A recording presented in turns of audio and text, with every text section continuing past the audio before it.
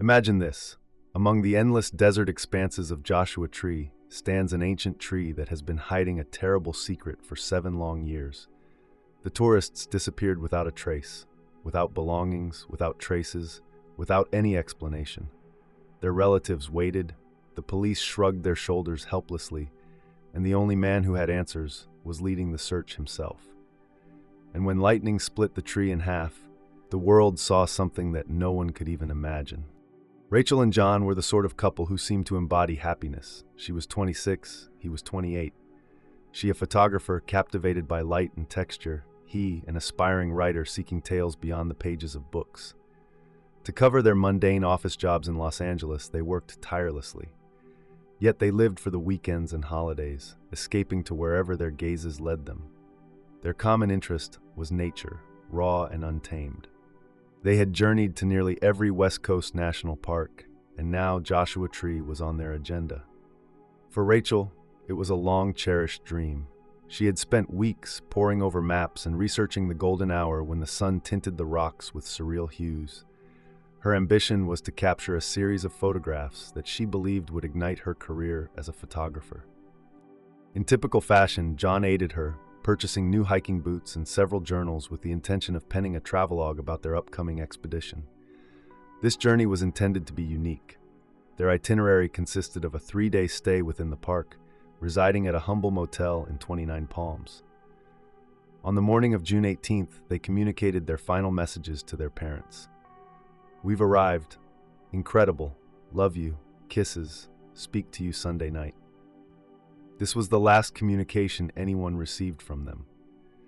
Upon arrival at the motel, they left some possessions behind and drove their old Toyota to the park. The motel manager reported that they were in good spirits, laughing and inquiring about the best coffee shop in town. John provided his mother's phone number at the front desk as a precaution. A mere formality, he claimed.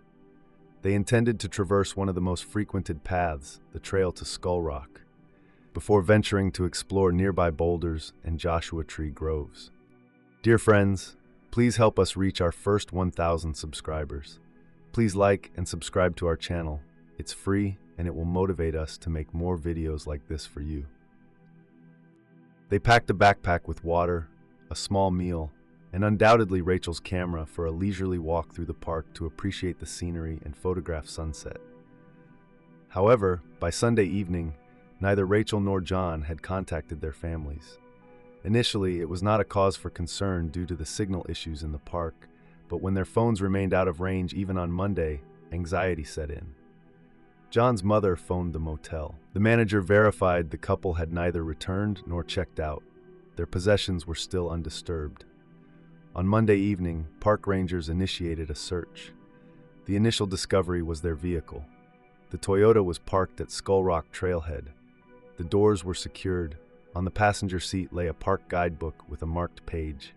Inside the glove compartment, they found John's wallet containing money and ID, his notebook, and multiple pens. Appeared as if they departed for a stroll, seemingly on their way back. Oddly enough, when individuals disappear typically, their belongings like documents and money are taken along. This scenario lacked any indications of burglary or strife. They had inexplicably disappeared. A massive search operation was initiated. For the initial few days, hordes of volunteers and multiple rangers scoured the region, walking side by side, meticulously inspecting every stone and crevice. Helicopters hovered above, employing thermal imaging cameras in an attempt to detect warmth of human bodies contrasting against the chilly desert night backdrop. Handlers with search dogs attempted to trace a scent but were unsuccessful. The dogs seemed agitated, constantly circling the parking lot before losing interest. It was as if the trail ended abruptly at the car. The heat was stifling. During the day, the temperature exceeded 40 degrees Celsius. In those conditions without water, a person can live for at most a day. However, Rachel and John, seasoned explorers, were well versed in the rules. Equipped with a backpack containing water, they should have left some sign even if they strayed off course. But nothing was found. Absolutely nothing. No trace, no fragment of fabric, no drop of blood. The search area was broadened repeatedly over vast expanses of desert. Skilled mountaineers descended into the deepest canyons. Survival analysts attempted to predict their behavior if they got lost. Every possibility was meticulously considered. Accident, animal attack, dehydration, all were investigated thoroughly. Yet none of these hypotheses could be substantiated. Cougars were scarcely found in the area and rarely attacked adults. Snakes could be harmful, but it seemed implausible that two individuals would vanish after being bitten by one. A seasoned ranger named David Wallace was spearheading the on-site search efforts. Around 45 years old, with a face etched by weather and eyes that bore quiet confidence, he had spent over 2 decades navigating Joshua Tree Park. He became the voice to the media, delivering delicate yet compassionate statements about the missing couple. Privately addressing the bereaved parents, he reassured them of every possible and impossible effort being expended. His demeanor exuded both professionalism and empathy. David appeared deeply committed to the search, frequently extending his work into the night, managing volunteers, and personally scouring challenging terrain. In every interview, he repeated, "The desert can guard its mysteries. Sometimes it takes people, leaving us ignorant of how or why." His statement echoed a somber yet insightful understanding of the unforgiving truth. No one had foreseen that he was the writer of this mystery of the desert. Time progressed, replacing the intense search with periodic excursions by small teams. Volunteers departed. The media lost focus.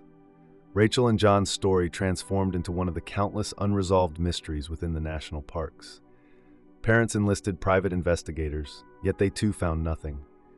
The case was labeled cold. The official account stated missing, presumed deceased, due to a wilderness accident. However, families refused to accept it. They couldn't stomach the lack of bodies. The absence of answers proved more unsettling than any grim reality. Years elapsed. The narrative evolved into a local folklore, a chilling tale shared around campfires to novice travelers about a pair from Los Angeles who vanished in the desert. No one expected to gain insight ever again. 7 years of unbroken, oppressive silence. 7 years of void and doubt.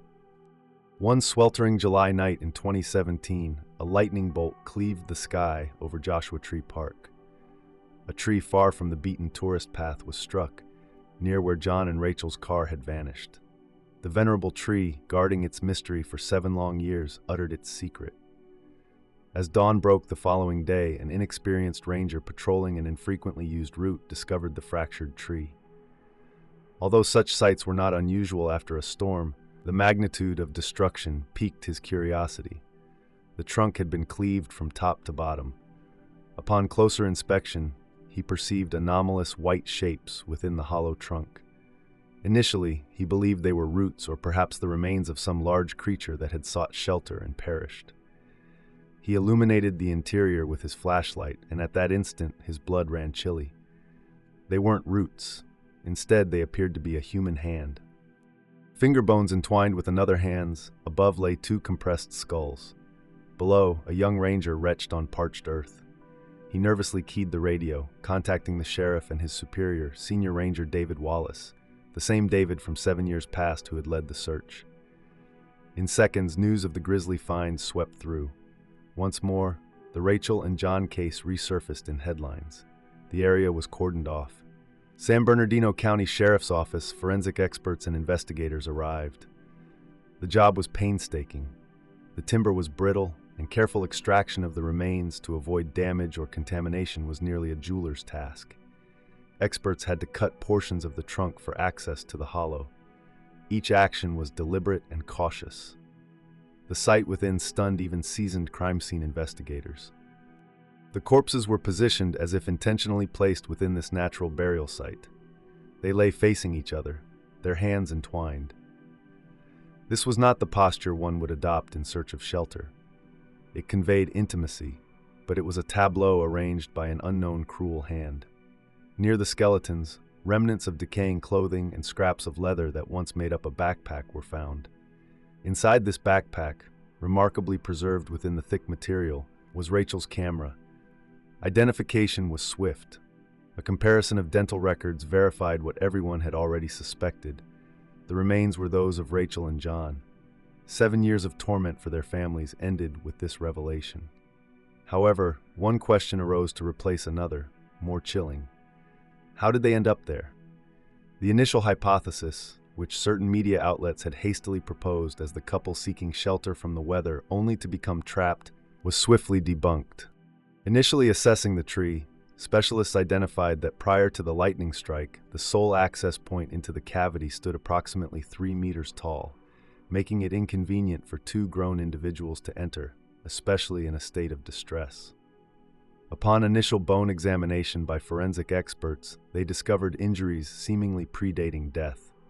A minor indentation was found on John's cranium, suggesting trauma from a blunt object. Rachel displayed several fractured ribs, likely sustained during her life. The case transitioned from a missing persons investigation to a double homicide probe. Detective Miles Miller took charge, a detail-oriented and persistent individual with no prior ties to the initial investigation or the county. He began his work anew, scrutinizing 7-year-old files, search records, interview transcripts, and maps of the region. Initially, he interviewed everyone associated with the initial investigation, among them being David Wallace. The seasoned ranger appeared weary, but maintained the composed and measured demeanor he exhibited 7 years prior during his interview. He expressed relief that the bodies had been located, allowing the families to bury their children. He shared the extensive nature of the search operation, detailing how every square inch of the park was meticulously scoured. "We searched extensively, Detective," David stated, addressing Miller directly. "Yet we were searching for signs of life or physical remains on the surface. Nobody would have considered searching within the trees. This is the doing of a beast, not nature." Miller attentively listened, nodding occasionally, but the ranger's behavior raised his suspicions. There seemed to be an air of performance about him, suggesting he had rehearsed his words. His calmness was out of place for one whose jurisdiction had been the site of such a gruesome murder. Miller chose to delve further. Initially, he scrutinized the June 2010 patrol logs. On surface, everything appeared normal. The day the couple vanished, David Wallace was assigned to the southern part of the park, significantly distant from Skull Rock's trail. However, a minor inconsistency caught Miller's eye. The patrol entry from that day was penned in a handwriting dissimilar to David's other entries for that month.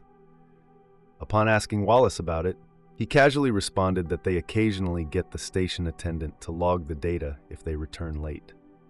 While reasonable, this response prompted Miller to make a notation. He subsequently conversed with other rangers who were on duty at the time. Most portrayed Wallace as a stern yet fair supervisor, deeply passionate about his job. However, one ex-ranger who had resigned a few years back recollected something intriguing. He mentioned that Wallace held an almost fanatical fascination for the park. He disliked it immensely when tourists deviated from the trails or discarded waste, often reprimanding them sternly for trivial matters. He viewed the park as his private estate. However, a significant revelation occurred when forensic analysts examined Rachel's camera. The memory card was impaired by moisture, but data recovery experts were able to retrieve the final images. Most of the photos matched expectations: breathtaking desert vistas, sun-drenched rocks, cheerful selfies of Rachel and John. But the last photo was peculiar. It appeared hastily taken, blurry, only revealing a portion of a male figure in a ranger uniform from behind. The face was obscured, but the uniform was undeniably identifiable. By itself, an image of a ranger in a national park held no significance. Yet it did suggest that in their final moments, the couple had interacted with a ranger. Detective Miller chose to examine all potential links between the victims and park personnel. He initiated an analysis of their social media profiles, old blogs, and emails. It was during this process that he discovered something significant which altered the entire direction of the investigation. Approximately 6 months prior to her disappearance, Rachel had visited Joshua Tree National Park by herself for a 2-day photo shoot. She maintained a small photo blog, and in one of her posts about this trip, she praised an exceptionally helpful senior ranger who showed her hidden vantage points for photography. She even uploaded a picture of him, a grainy shot of a man in a hat amidst rocks. Although his face was barely discernible, it was him, David Wallace.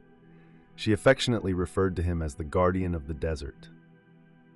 This post served as the first connection. Subsequently, IT experts, having accessed Rachel's email archives, found multiple emails received from an unidentified email address following that trip. The letter writer held her in high regard for her skill and attractiveness, commenting that she differed from typical tourists. He professed a unique bond with her and anticipated her return. Rachel politely acknowledged the initial letter and disregarded subsequent ones. Investigators quickly determined the sender's IP address, discovering that all letters originated from a computer within the Joshua Tree National Park Ranger's central office. At the time, only park rangers on duty and the senior ranger had access to this machine. The puzzle pieces started falling into place. Wallace, solitary, engrossed in his work in the park, encountered Rachel. In his distorted thoughts, her affection for nature and courteous reply morphed into something deeper. He became fixated on her. He yearned for her return, and when she did, accompanied by her boyfriend, joyful and in love, his world crumbled. His admiration transformed into wrath and jealousy. He felt betrayed and deceived. Detective Miller became convinced that David Wallace was the culprit, requiring definitive physical proof beyond a motive alone. He scrutinized the forensic team's report on the examined tree trunk multiple times, uncovering a detail initially missed. In the decayed remnants of clothing and bones, a minute fragment of blue nylon fiber, nearly microscopic, was discovered. This type of fiber did not align with Rachel's or John's wardrobe, instead appearing foreign. Armed with this warrant, Miller searched David Wallace's home, office locker, and vehicle. Initially, the search revealed no evidence. However, in the garage, hidden within an old metal box filled with camping equipment that David claimed he hadn't utilized in years, the detective found what he sought. It was an aged blue nylon climbing rope, robust and thick. Examination confirmed that the fiber discovered among the remains matched the fibers of this rope, likely employed by the culprit to lower the corpses into the cavitated tree trunk. With motive, chance, and tangible evidence connecting David Wallace to the concealed body's location, Miller possessed all necessary elements. He climbed into his vehicle, deposited the case file on the passenger seat, and navigated towards the ranger's office. The conversational phase had concluded. David Wallace was in his office when Detective Miller, unannounced, entered. The park ranger was seated at his desk, scrutinizing a map of the park, much as he had countless times previously. His face bore no signs of surprise or anxiety, merely a man performing his duties. Miller approached the desk and silently set down two closed plastic bags before him. One contained a minuscule blue nylon hair, the other a photograph of an aged climbing rope within a metal box. David glanced at the bags, then reciprocated with a gaze towards Miller. Briefly, something seemed to flicker in his eyes, only for a brief instant. The veneer of David's unyielding professionalism showed faint signs of fissure. He remained silent, yet the small office seemed to fill with an audible quietude, punctuated only by the static on his radio belt. "We retrieved the images from her camera, David," Miller said in a hushed tone. "And we read the letters, the ones you wrote her following her inaugural journey." The detective didn't ask, he announced. Gradually, David leaned back in his chair, paling visibly. He had kept this secret close for 7 long years, bearing it as an additional layer of skin. He believed the desert would never relinquish its hold, yet he underestimated one aspect: the zipper. Now everything was at an end. For a prolonged period, David gazed fixedly at the wall behind Miller. Eventually he spoke. His voice was steady, devoid of emotion, as if reciting a police report. He started narrating his tale. He recounted their first meeting, when Rachel had come alone. He said she was distinct from others. She viewed the park through his perspective, discerning more than just attractive landscapes. He guided her to places he had never shared before. In his troubled mind, an unparalleled bond was forged between them, which he deemed inviolable. He eagerly awaited her return. Upon her 6-month absence, his spirits soared. Upon spotting her car in the parking lot, he rushed to the trail to serendipitously encounter her. However, upon observing that she wasn't alone, disappointment and anger surged within him. To his mind, John was merely an intrusive tourist who lacked value compared to Rachel or his cherished park. He felt it disrespected by his presence. These feelings of envy and wrath congealed into a volatile brew. Approaching them as they exited the trail for photo opportunities, he initially issued a formal warning about prohibited areas. John responded defensively, asserting that he shouldn't mar their holiday. Words tumbled into words, and a quarrel erupted. As David claimed, John had been the first to shove him. Then he lost self-control. Nearby, a stone lay waiting. He grabbed it, striking John on the head.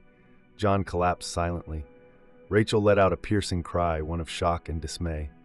David felt compelled to halt that cry, to preserve the tranquility of his park. He covered her mouth with his hand, restraining her until she ceased resisting. It unfolded within just a few minutes. Alone once more, he stood amidst the desert, flanking two lifeless forms. No fear gripped him. Years as a ranger had instilled in him how to respond in an emergency. He was on familiar ground. He knew his actions. He moved the bodies off the trail into dense foliage. He awaited nightfall. He recognized that ancient tree. He had observed it long ago. He knew it housed a void inside, a suitable resting place, one that would never be discovered. At dusk, he retraced his steps to his car, retrieved an aged climbing rope, and revisited the corpses. Systematically, he lowered them into the abyssal compartment within the trunk.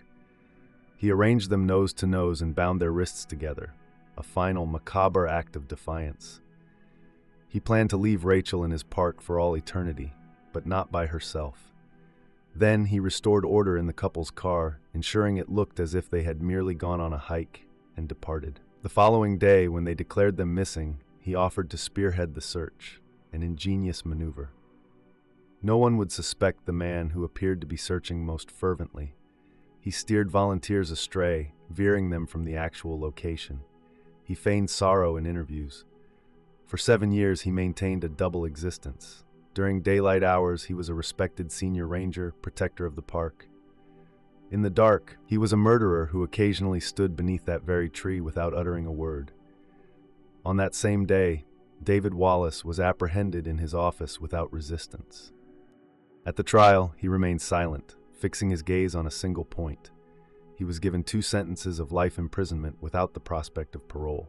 7 years later, Rachel and John's families found solace in burying them. However, they never received answers to the haunting question, why? After 7 years, Joshua's tree, divided by lightning, and his tomb for the same duration, was meticulously felled and relocated from the park. In its stead, new sprouts started emerging. The desert carried on with life, concealing a fresh, previously unseen secret that surpassed anyone's expectations.